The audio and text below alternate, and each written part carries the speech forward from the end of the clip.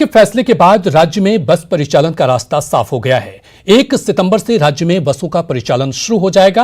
हालांकि कोरोना को देखते हुए कई तरह की शर्तों के साथ बस चलाने के निर्देश दिए गए हैं। जानकारी दे रहे हैं संवाददाता भुवन किशोर झा। राज्य सरकार के फैसले के बाद परिवहन विभाग से हरी झंडी मिल गई है और अब राज्य में सभी जगहों पे बस सेवा शुरू होगी।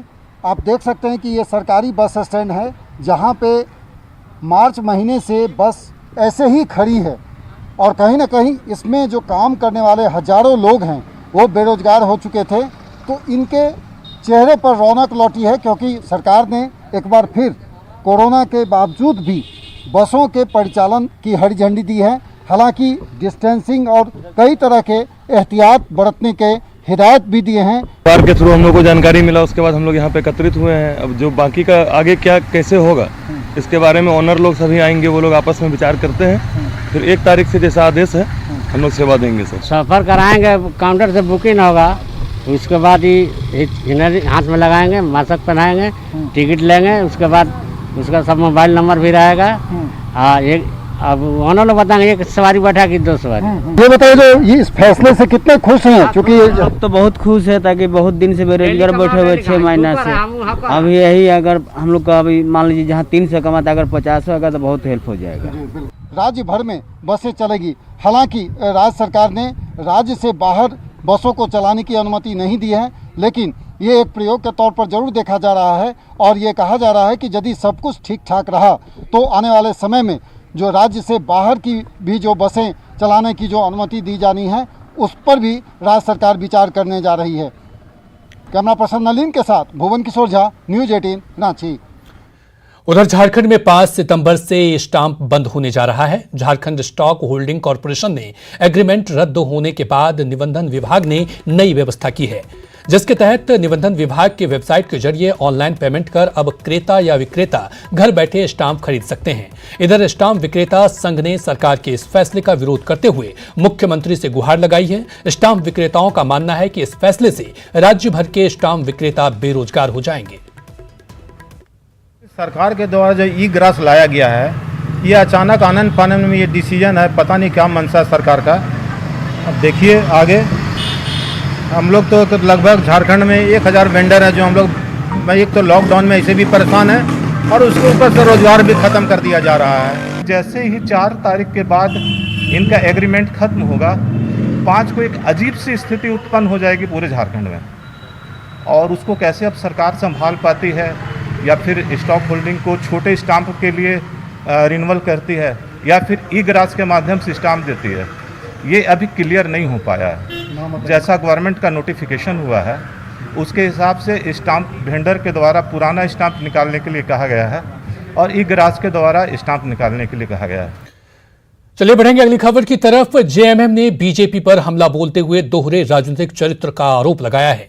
जेएमएम महासचिव ने कहा है कि बीजेपी को प्रदेश की चिंता नहीं है, अगर होती तो वो केंद्र की गलत नीतियों के खिलाफ अपनी आवाज बुलंद करती, ना कि प्रदेश सरकार के कामों के खिलाफ हल्ला बोलती।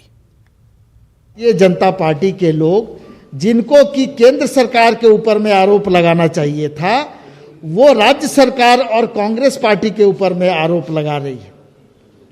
इसलिए मैंने कहा कि भारतीय जनता पार्टी प्रदेश कमेटी का दोहरा राजनीतिक चरित्र है, जहां उनको सरकार के कामकाज की सराहना करनी चाहिए थी। केंद्र सरकार से उनको राज्य का जो पैसा है उसको लाने में सरकार का सहयोग करना चाहिए था, वहां उन्होंने सहयोग नहीं किया और ऊपर से सरकार के ऊपर में ये आरोप लगाते रहे कि सरकार पैसे को खर्च नहीं कर पा रही है।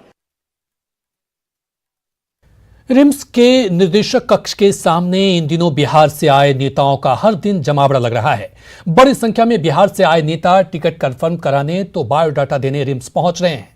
वहीं एक नेता ने रघुवंश प्रसाद सिंह का संदेश लेकर पहुंचने का दावा किया। इधर लालू प्रसाद की एक झलक पाने के लिए गेट से अंदर झांकने की ललक भी नेताओं में दिखी। जायजा लिया हमारे रांची संवाददाता उपेंद्र कुमार ने। बिहार विधानसभा का चुनाव होना है, लेकिन जो सरगर्मी है वो रिम्स के निदेशक आवास के सामने देखी जा रही है। बड़ी संख्या में जो बिहार से आए हुए राजद के नेता हैं, कार्यकर्ता हैं, वो यहाँ पे पहुंचे हैं।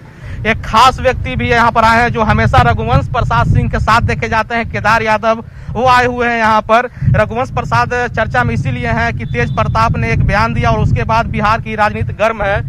लालू जी और रघुवंश बाबू राम कृष्ण के जोड़ी है।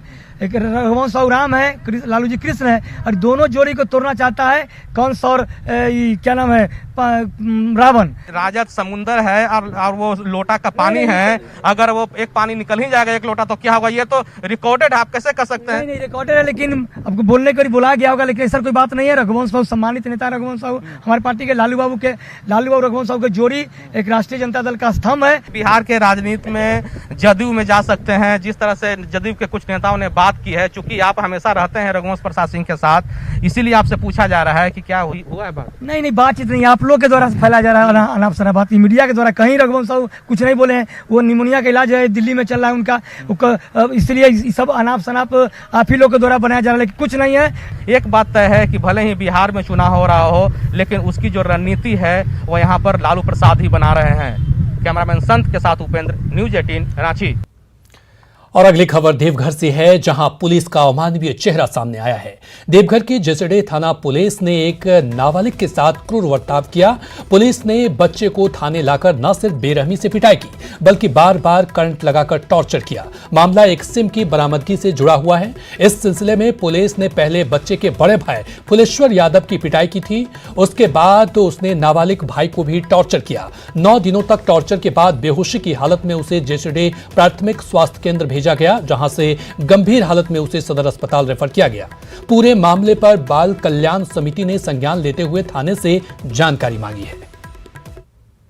से बुरा कर लेगा था, छत पर चढ़ाया 2 तल्ला पर, चढ़ा कर बोला हाथ बांध दिया और दिया लटका, और लटका कर करंट ही कान में सटाता था। 3 बार सटाया था, 3 बार में बेहोश हो गए। तब बेहोश हो गए, तब लेगा वहाँ हॉस्पिटल ले गए। हॉस्पिटल में वहाँ 2 घंटा के बाद होश आ गया था, तो उसको दे दिया। तो वही सर हमको पूछा, मारा भी बहुत, तो हम सच बता रहे हैं सर, फिर भी मारा।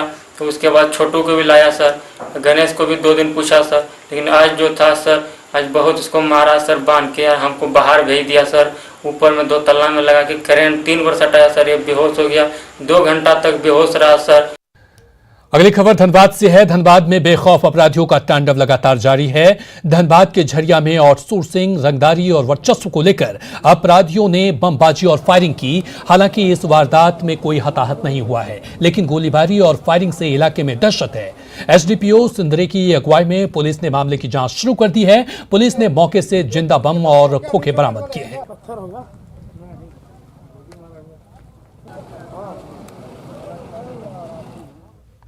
घाटशिला के बहड़ागोरा में ओडिशा बॉर्डर पर एक स्कॉर्पियो गाड़ी से 15 लाख का गांजा बरामद हुआ है। यहां 1 क्विंटल 35 किलो गांजे के साथ 2 शख्स को गिरफ्तार किया गया है। यह गाड़ी पटना जा रही थी।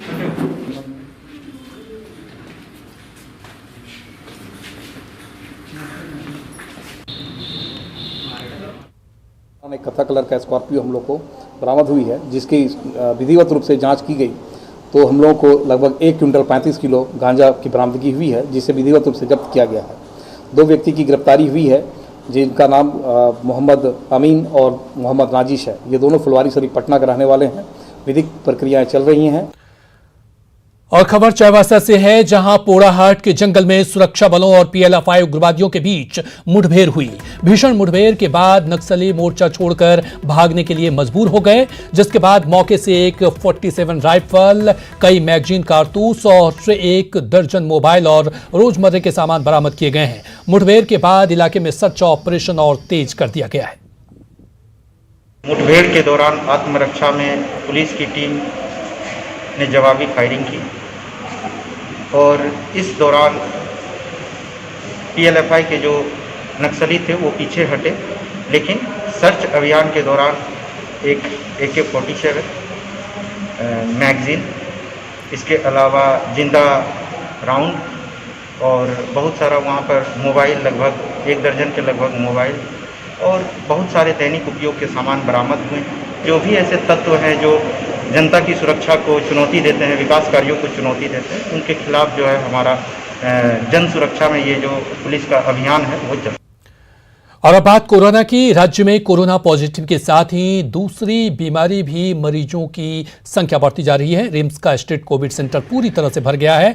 अब हाल यह है कि कोविड सेंटर में कोई बेड नहीं बचा है। स्थिति ऐसी हो गई है कि इमरजेंसी और अन्य वार्डों में कोरोना के मरीज पड़े हैं, जिससे अन्य बीमारियों को कोरोना का खतरा बढ़ रहा है। ऐसे में प्रबंधन की निगाहें कोरोना सेंटर से ठीक होकर लौटने वाले मरीजों की संख्या पर टिकी है, ताकि बेड खाली होते ही इमरजेंसी सहित अन्य वार्ड के मरीजों को कोविड सेंटर भेजा जा सके। राज्य के लोग यहीं आएंगे, यहीं इलाज कराएंगे, चाहे वो कोविड हो नॉन कोविड हो, तो निश्चित रूप से मिक्सिंग होगी। मेरे पास इससे कोई बेहतर व्यवस्था नहीं है कि हम हर जगह मरीजों को कोविड और नॉन कोविड को सेग्रीगेट कर सके। जब तक था तब तक हम लोगों ने किया है और अभी स्थिति विषम तो है। कोविड वार्ड मेरा अभी हम लोग प्लस जितना मेरा कैपेसिटी है उसके प्लस करीब 15-20 पेशेंट को रखे हुए हैं ज़्यादा, तो अलग से बेड लगा के या कुछ करके तो हम लोग क्या कर सकते हैं। हम लोग हमारा 208 बेड का कैपेसिटी है और जहाँ तक कल रात का हमारा अपना रिपोर्ट है करीब 225 हम लोग पेशेंट रखे हुए थे। उधर पलामू में आज भी प्रखंड स्तर पर प्राथमिक स्वास्थ्य केंद्र की व्यवस्था पूरी तरह से लचर है। यही वजह है कि ग्रामीणों का स्वास्थ्य केंद्र में इलाज नहीं हो पा रहा है। ताजा उदाहरण पाटन प्रखंड के नवा जयपुर प्राथमिक स्वास्थ्य केंद्र का है, जहां पिछले 1 दशक से एक भी डॉक्टर नहीं है। अस्पताल का जायजा लिया पलामू संवाददाता नीलकमल ने। हम इस वक्त मौजूद है नवा जयपुर प्राथमिक स्वास्थ्य केंद्र का। आइए हम दिखाने की कोशिश करेंगे कि स्वास्थ्य केंद्र में क्या व्यवस्था है। देख सकते हैं कि चिकित्सक भी यहाँ पे नहीं है। पिछले कई सालों से यहाँ पे चिकित्सक नदारत है। एएनएम भी यहाँ पे नहीं है, कोई भी स्वास्थ्यकर्मी यहाँ पे नहीं है। आप देख सकते हैं कुछ दवाइयाँ यहाँ पे रखी हुई है जो मरीजों को देने के लिए ये सरकारी दवाइयाँ हैं। एक भी स्टाफ नहीं है, नर्सिंग स्टाफ नहीं है। ये कमरे में भी देख सकते हैं कि महज एक बेड है, यहाँ पे कुछ दवाइयाँ रखी हुई है और स्टाफ एक भी नहीं है। एम्बुलेंस की भी व्यवस्था नहीं है। यहाँ पे कुछ ग्रामीण हैं, आइए उनसे जानने की कोशिश करते हैं। यहाँ कोई व्यवस्था नहीं है सर। एक दाई और एक लोकल 2 आदमी हैं। ये दो आदमी यहाँ रहते हैं। इन्हीं के भरोसे चाहे हॉस्पिटल चले चाहे नाम के खुलता है। और हम समझते हैं कि 2007 में ये बिल्डिंग बना है। 2007 से अभी तक इसमें कोई डॉक्टर प्रवेश नहीं किए। किसी तरह यहाँ इलाज होता है? कोई इलाज नहीं होता है। तो उझोला छाप डॉक्टर 1-2 देहात में हैं, किसी तरह किसी को बचा लेते हैं। और यहाँ से डालते हैं, जाते जाते अगर सीरियस हो गया तो बीच रास्ते में दम तोड़ता है। यहाँ सरकारी सुविधा के नाम पर नगण्य है। उस समय यहाँ doctor, compounder, dresser, ANM, sweeper, मान 5-5 पद था और 5 लोग रहते थे। लेकिन अभी आपको नाइट गार्ड में वो हैं और एक सुपर में हैं। फर्स्ट एड की भी व्यवस्था यहाँ पे नहीं है, एम्बुलेंस की भी व्यवस्था नहीं। ऐसे में आप अंदाज़ा लगा सकते हैं कि यहाँ के ग्रामीणों का इस स्वास्थ्य केंद्र से कितना इलाज हो पाता है। नीलकमल, न्यूज़ 18 पलामू। उधर साहेबगंज जिला परिषद मॉल में सन्नाटा पसरा है। 2 साल बीतने के बाद भी कई दुकानदारों ने अपनी दुकानें नहीं खोली है। दुकानों में ग्राहक नहीं आने से परिसर में सन्नाटा पसरा रहता है। 3 मंजिला मॉल में कई आवंटित दुकानों ने अब तक दुकान नहीं खोला है। अब तक मॉल के गुलजार नहीं होने की वजह से लोग जिला परिषद की कार्यशैली को मान रहे हैं। जायजा लिया संवाददाता निशांत ने। जिला परिषद मार्केट कॉम्प्लेक्स बनकर तैयार है, लेकिन विडंबना ये है कि यहाँ पे जो दुकानदार हैं उनकी संख्या बेहद कम है। कारण बताया जा रहा है जिला प्रशासन की जो एक बेरुखी है वो भी कारण बताया जा रहा है। लेकिन सबसे बड़ी खास बात ये है कि जितनी भी यहाँ पे दुकानें हैं वहाँ अब तक शटर नहीं खुल सका है, दुकानें बंद हैं। और जो लोग के दुकान खुले हुए हैं उनको परेशानी है कि यहाँ ग्राहकों की संख्या बेहद ही कम है, जिससे उन्हें काफ़ी नुकसान उठाना पड़ रहा है। क्या कारण है, जरा जानेंगे इनसे कि क्या कारण है, क्या कारण है। देखिए, कारण मेन यहाँ है कि दुकान नहीं खुल रही है। अगर दुकान खुल जाती तो फिर यहाँ का माहौल ही अलग होता। हम लोगों को बहुत अफसोस के साथ कहना पड़ रहा है कि कुछ ऐसे लोगों को दुकान मिल गया जो कभी दुकान खोलना ही नहीं चाह रहा है। आज तक शटर नहीं उठा है। प्रशासन के तरफ से, जिला प्रशासन की तरफ से हम लोगों को यही आश्वासन मिलता है कि ठीक है 15 दिन में दुकान खुलवा देंगे, 1 महीना में दुकान खुलवा देंगे, लेकिन आज तक दुकान खुली नहीं। आज मात्र 6-7 दुकान यहाँ खुलती है और प्रशासन की तरफ से हम लोगों को भाड़ा का दबाव दिया जा रहा है। हम लोग भाड़ा देने के लिए तैयार हैं, लेकिन हम लोग यही मांग करेंगे जिला परिषद से कि आप हमको दुकान खोल के दें। दुकान खुलवाने का जिम्मा आपका है, हमारा नहीं। दुकानदारों की बेरुखी के कारण अभी भी कई दुकान बंद है, लिहाजा जो खुले दुकान है उनके ग्राहकों की संख्या भी बेहद कम है। निशान, न्यूज़ 18 शाहपुर। उधर कोरोना संक्रमण और लॉकडाउन के कारण इस साल नारियल के कारोबार पर असर पड़ा है। जहां मंदिर बंद हैं, लिहाजा कोल्हान के पूर्वी सिंहभूम, सरायकेला, चाईबासा में करीब 1.25 करोड़ के रुपए के नारियल गोदाम में रखे सड़ रहे हैं। साक्षी बाजार में नारियल दुकान का जायजा लिया संवाददाता आशीष कुमार तिवारी ने। कोरोना महामारी के दौरान जहां लॉकडाउन लगाया गया था, इसका असर कई व्यापारों पर पड़ा था, तो वहीं जमशेदपुर शहर के मैं नारियल दुकान का नज़ारा दिखाना चाहूँगा, जहां पूरे कोल्हान में अनुमान लगाया जा रहा है कि पूरे कोल्हान में लॉकडाउन के दौरान 2 करोड़ के नारियल जो है वो गोदाम में रखे सड़ रहे हैं। और आप देख सकते हैं कि साक्षी बाज़ार में ये बड़ा नारियल दुकान है और काफ़ी संख्या में यहाँ भी नारियल मंगाए गए थे, मगर 5 महीनों से मंदिर बंद है और कई जो पर्व है वो तेज़ी से पार होते जा रहे हैं। बावजूद जो लोग हैं वो नारियल की खरीदारी नहीं कर रहे हैं। अभी जो दुकानदारी है मतलब एकदम खराब है। पहले 30 रुपये 40 रुपये बिकता था, अभी 15 रुपये 20 रुपये बिकता है। इस पर मतलब दुकानदारी नहीं है हम लोग का, दुकानदारी नहीं है। जो नारियल 40 रुपये 50 रुपये एक पीस बिकता था वो 10 से 15 रुपये में इनको बेचने की मजबूरी है, क्योंकि आप देख सकते हैं ये नारियल है रखे किस तरह ख़राब हो रहा है, वो भी मैं आपको दिखाना चाहूँगा। परेशानी, सबसे बड़ा परेशानी ये बाज़ार में कस्टमर नहीं है, पुजारी नहीं है, मंदिर बंद है, जितने धार्मिक स्थल बंद है। अरे हम लोग का कच्चा धंधा है कि पूजा पाठ में जब 2 पैसा कमाई होगा तो बाल बच्चा परवरिश इसी से होता है, और क्या। और अभी पूरा ठप है, बहुत ठप है, बहुत ज़्यादा परेशानी है, सहायता मिलना चाहिए। नारियल विक्रेता जो है वो काफ़ी मायूस है और साफ तौर पर उनका कहना है कि इस बार जो लॉकडाउन के चलते हमारा धंधा जो है वो फीका हो गया है और इन लोगों ने भी सरकार से अपने लिए कुछ मदद की गुहार लगाई है। अब देखना यह है कि सरकार या प्रशासन इस नारियल विक्रेताओं के लिए क्या कुछ मदद करती है। न्यूज़ 18 के लिए जमशेदपुर से आशीष कुमार तिवारी।